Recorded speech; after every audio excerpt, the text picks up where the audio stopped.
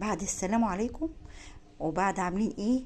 ويا رب تكونوا بخير. جايبالكم النهارده فرصه ب1,000,000 جنيه. المليون النهارده مش جايب حاجه بكتير.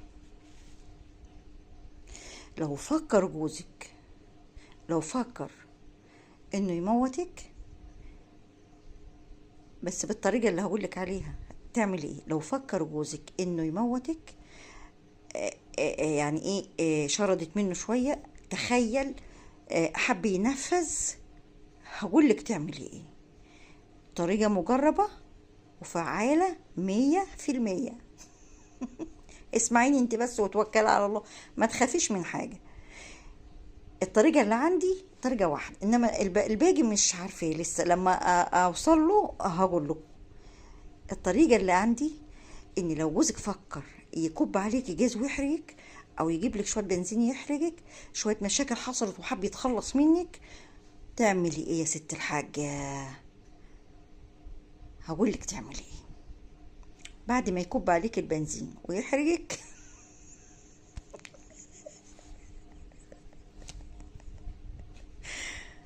خديه في الحضن، خديه بالحضن.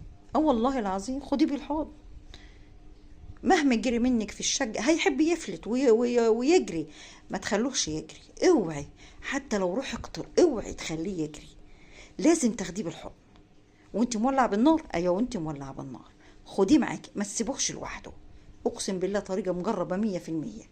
وخدت جوزها بعد ما ولع فيها، سبحان الله، سبحان من الهمها الفكره دي يا ناس. اخدته بالحضن. الجيران بيكسروا الباب عشان ينقذوها، ما عرفوش، وهو ما عرفش يطلع. يجري من هنا يروح هنا في الشقه، يركب على السرير، يركب على الكنب، عايز يهرب من شبك مش عارف. راحت حضنته. فهمتوا؟ حضنته، والاتنين خلصوا على بعض. دي الستات اللي فكرت وهي بتموت تعمل ايه. مش هموت لوحدي يا حبيبي، لازم تونسني زي ما ونستك في الدنيا، هتونسني في الاخره.